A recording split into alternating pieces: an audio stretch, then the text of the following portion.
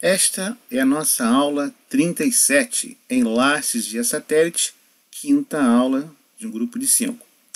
Nós veremos nesta aula a relação sinal-ruído, largura de banda de transmissão, taxa de símbolos e a equação do enlace satélite com diversos exemplos. Olá, meu nome é Manuel Gibson, bem-vindo a mais um dos cadernos de tecnologia aplicada telecomunicações. Nosso tema é propagação das ondas eletromagnéticas. Estamos estudando serviços de telecomunicações sem fio, análise, projeto e instalação de enlaces sem fio.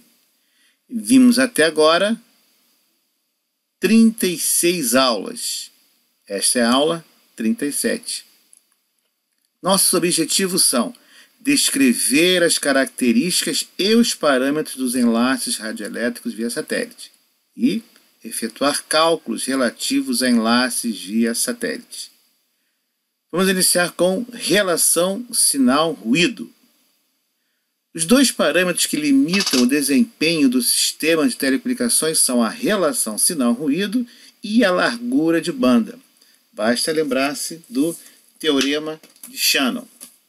Em sistemas comerciais de telecomunicações, mais importante do que o nível do sinal recebido ou o nível do ruído presente é a relação sinal-ruído. Em unidades mais usuais de engenharia, nós utilizamos a equação mostrada. Quanto maior a relação sinal-ruído, maior a qualidade, maior a taxa possível sem erros. Nosso primeiro exemplo, nós temos a potência do sinal recebido e a potência de ruído de entrada, e queremos calcular a relação sinal-ruído. Basta substituir na equação de definição, observe menos 117, e temos que para essa condição a relação sinal-ruído é igual a 32 dB. A equação do equilíbrio de potência também pode ser adaptada para incluir a relação sinal-ruído, a largura de banda do canal e o parâmetro G sobre T, considerando-se apenas o ruído térmico. A equação está mostrada. Observe que temos no lado esquerdo da equação a relação sinal-ruído em dB.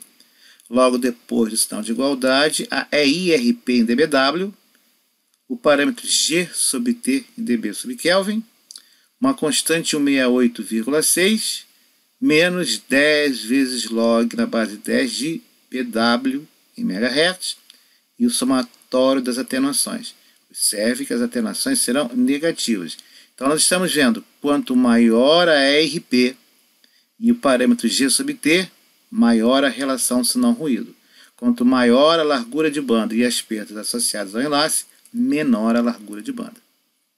Aí está a descrição dos parâmetros. Vamos agora mais um exemplo. Temos que o enlace satélite de estação terrena operando com os seguintes parâmetros. Queremos determinar a relação sinal-ruído de recepção. Vamos substituir os valores na equação e obtemos que para as condições dadas a relação sinal-ruído é de 10,32 dB. Nosso próximo item é largura de banda de transmissão. Em sistemas digitais, nós podemos determinar a largura de banda mínima necessária para um determinado serviço a partir da equação mostrada, a equação de Gibson, onde temos a largura de banda em Hz, a taxa em bits por segundo, M é o índice de modulação, FEC é a nossa codificação de correção de erro, a taxa de código, K1, parâmetro de espalhamento espectral, e K2, a compressão digital. E alfa é o nosso fator de roll-off, ou de decaimento do filtro. Vamos a um exemplo. Vamos calcular a largura de banda para uma transmissão na taxa de 5 megabits por segundo. Vamos utilizar a modulação 8PSK, uma taxa do código de 50% e fator de roll-off de 20%. Cada 2 bits, 1 é repetido. Aplicando a equação, vemos que para os dados do exemplo, a largura de banda de transmissão é de 4 MHz. Então, você precisaria de um canal de 4 MHz para poder transmitir essa taxa de 5 megabits por segundo, dada a modulação, a taxa do código e o fator de roll-off. Temos agora a taxa de símbolos. Como calculamos a taxa de símbolos? Muito fácil. Taxa em bits por segundo, vezes 1 sobre log na base 2 do M, índice de modulação M área, vezes 1 sobre a taxa do código, FEC. Aí está a definição de cada parâmetro. Vamos a um exemplo. Vamos trabalhar com modulação QPSK, uma taxa do código igual a 3/4, 0,75%, e taxa de 44,85 megabits por segundo. Qual é a taxa de símbolos? Aplicando a equação, 29.900 quilosímbolos por segundo. Vejamos agora a equação do enlace do satélite.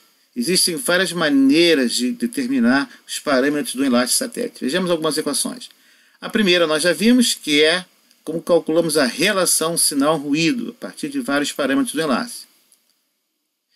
As perdas totais incluem, mas não estão limitadas, a perda por percurso, perda por cabos, conectores e guias, perda por circuladores, combinadores e divisores, perdas gerais do sistema, perda por desalinhamento e, finalmente, polarização e absorção por hidrometeoros. Vamos então determinar a relação sinal-ruído agora em função da EIRP. É extremamente comum você encontrar em sistema de satélite o footprint com a região que você quer trabalhar e a EIRP para essa região. Então, em função da EIRP, em dBW, do parâmetro G sobre T da antena receptora, o somatório das perdas do sistema, só de percurso, e na recepção, as perdas de instalação na transmissão já estão embutidas na EIRP. Nós tivemos algumas aulas falando só sobre a EIRP. Procure as aulas 19, 20 e também 17 e 18. Temos uma constante, o somatório das perdas, uma constante e, novamente, a largura de banda do canal em MHz. Vamos ao exemplo. Temos um sistema operando em banda KU, o ERP da estação terrena 67 dBW. Agora nós estamos calculando o uplink. G sobre T do uplink, perda gerais de percurso, largura de banda transponder, conhecido 36 MB. Queremos saber a relação sinal-ruído de recepção no satélite agora. Resolvendo para a equação dada, obtemos um valor de 14,03 dB. Podemos também agora obter uma equação para a potência do sinal recebido. Observe que o parâmetro relação sinal-ruído é de suma importância, mas eventualmente, para alguns cálculos, nós precisamos saber a potência do sinal recebido, até para o cálculo de antena, do tamanho da antena, por exemplo, como já vimos. Aí está a equação, que é a função da EIRP da distância em quilômetros. Observe a distância do enlace em quilômetros na primeira linha da equação. Na segunda linha, agora, temos 20 log na base 10 da diâmetro da antena. Então, na segunda linha, dm é o diâmetro da antena. 10 vezes log na base 10 da eficiência de radiação. Então, a segunda linha está ligada à antena que nós estamos trabalhando. Antena receptora. Porque a antena transmissora já está embutida no parâmetro EIRP. Temos agora o somatório de todas as perdas e uma constante menos 42,1 dB. Essa perda em excesso de atenuação no espaço livre, ela inclui os efeitos de propagação como atenuação por hidrometeoros, polarização, inclui também perdas na instalação com perdas no guia, conectores, circuladores de casamento na recepção. Podemos e devemos incluir também a margem de confiabilidade para aumentar a nossa confiabilidade de enlace acima de 50 dB. Sabemos que quando não utilizamos a margem, quando o valor da margem é 0 dB, a confiabilidade do enlace é de apenas 50%. Podemos também agora calcular o tamanho de uma antena, o diâmetro mínimo de uma antena, utilizando as equações anteriores. Vamos primeiro definir um parâmetro auxiliar K, dado pela equação. Percebe que agora colocamos a margem. Aí estão os parâmetros, não confunda, D em quilômetros é distância entre o satélite e a estação terrena, D em metros é o diâmetro da antena. O diâmetro mínimo da antena receptora para atender aquelas especificações dadas é 10 elevado a K sobre 20. Vamos agora ver como funciona. Exemplo 5. Nós temos um enlace operando em 17 GHz, a distância é 38.500 km, a atenuação por meteoros foi estabelecida em 4,2 dB, perdas por despolarização 2,3 dB, perdas no guia de descasamento de 1,6 dB. Queremos uma potência mínima de recepção de menos 84 dBm, a nossa ERP é 48 dBW, eficiência de radiação 60% e estamos estabelecendo uma margem de confiabilidade de 3,2 dB. Queremos calcular o diâmetro mínimo da antena receptora para atender os dados do problema. Inicialmente calculamos o valor de K, obtemos 15,33, substituímos para achar o diâmetro em metros e obtemos 5,8 metros. Então, para atender esse requisito do sistema dado, requer-se uma antena receptora com pelo menos 5,8 metros de diâmetro. No nosso próximo exemplo, também temos a frequência, a distância, as perdas. E queremos calcular agora a perda por propagação em espaço livre, as perdas adicionais de percurso em excesso de espaço livre, as perdas de instalação e atenuação total do enlace. Substituindo as equações, atenuação ou perda por espaço livre. Se você tem dúvidas sobre a propagação em espaço livre, verifique as aulas 11 e 12. No item B, obtemos as perdas adicionais do espaço livre, 6,5 dB, a perda por instalação 1,6 dB e a atenuação total 216,8 dB. Cuidado, a atenuação é negativa. Quando você for aplicar nas equações, o valor é menos 216,8 dB. No nosso próximo exemplo, temos esses dados e queremos agora qual é a potência estimada do sinal recepção. Ou seja, qual é a PR, qual é o sinal recebido em dBm. Vamos utilizar a equação do equilíbrio de potência, é conhecido. Substituímos os valores dados e obtemos que o sinal recebido é de menos 90 dBm. Menos 90 dB em relação ao miliwatt. Próximo exemplo. Dados vários valores. Diâmetro da antena. Queremos saber qual a potência do sinal de recepção. Substituindo, obtemos menos 83,7 dBm. Esse valor não seria aceitável no enlace real, já que a confiabilidade seria de apenas 50%. Deveríamos estabelecer também, num sistema real, uma margem. Próximo exemplo, vários dados. Queremos saber agora qual é a RP mínima para atender-se essa especificação de projeto. Agora queremos saber qual é a RP, transmissão. Substituindo, calculamos atenuações em relação ao espaço livre, as atenuações adicionais. Substituindo na equação, obtemos o valor mínimo da RP de 50,87 dBW. Resumindo, os dois parâmetros que mais fazem a restrição da taxa de dados em qualquer sistema digital e em satélite são a relação sinal-ruído e a largura de banda, teorema de Shannon. A equação do equilíbrio de potência ela leva em conta os dispositivos e equipamentos, bem como as perdas por percurso. Não importa quão correto tenha sido feito o projeto. Se você não fizer uma instalação correta e o correto apontamento, tudo cai por terra e o sistema simplesmente não funciona. Também não importa se você não tem um projeto correto, instalou corretamente, mas se não foram tomados cuidados com potenciais fontes de ruído externas ao sistema. Você encontra na internet, você conversar com pessoas que trabalham na área, diversos casos interessantes de sistemas de satélite que foram extremamente deteriorados por fontes de ruído as menos possíveis de você imaginar. Em sistema de satélite, dentro de condições normais de operação, os circuitos do próprio sistema, o próprio receptor, o circuito de recepção é a fonte principal de ruído. Então, olha que interessante. Você tem que gastar dinheiro num receptor de baixo ruído, senão não funciona o sistema.